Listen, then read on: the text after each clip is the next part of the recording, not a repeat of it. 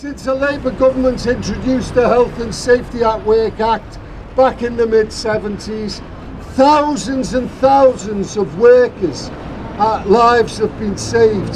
Just imagine what it's like to kiss your loved one when they go off to work in the morning, and for that family never to see them again because of the negligence of bosses. And what all of you lads and lassies do, activists within construction and other industries, you fight to protect people's lives and to protect their families. And that fight will go on. Remember the dead, fight for the living. That's our slogan. But we've got to make certain that it's more than just a slogan. We've got to make certain that we fight all the time to defend our rights. Not just in construction, but across the board, are shocking. There are more than 1 million people suffering from work-related illnesses.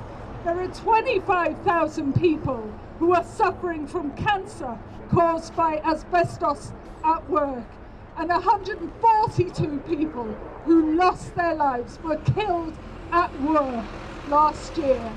And quite right, as John said, we need the resources to tackle it. But I tell you, the only way we tackle this in the end is by all of us getting organised, by building our unions, recruiting members, getting reps, getting organised. That is the way, as working people, we win. And that is why, on this trade union bill, in the last couple of weeks, we have defeated the government, not once, not twice, but 3 times, thanks to trade union campaigning.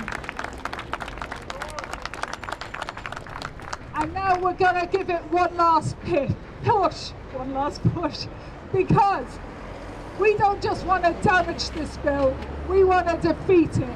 And if we stick together in unity, in solidarity, working as reps and members, then together, brothers and sisters, we will win. Thank you very much.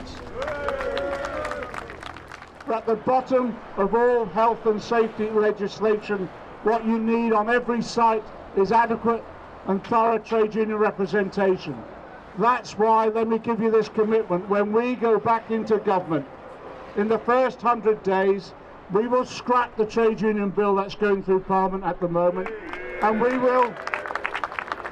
will reinstate trade union rights so that people at work can be properly represented. And in being properly represented, we will end what's happening now. As the ILO says right the way across the world, 2.3 million people are dying every year. And in our country, the figures on deaths have not gone down, they've plateaued, and that's as a result of ineffective legislation, lack of representation, lack of enforcement.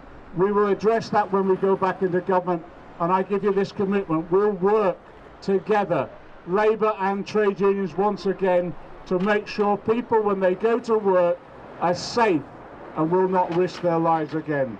Solidarity, brothers and sisters. Sisters and brothers, comrades, a real big thank you for being here. A big thank you for what you do every single day of the year in representing and defending our members. I'm absolutely confident that with your continued commitment, with the mood that's within our movement at the moment, making certain that we're going to fight against these cuts, that justice will prevail within our industries, and that we'll make certain that our values are carried forward into the future. Thanks very much, comrades, for listening.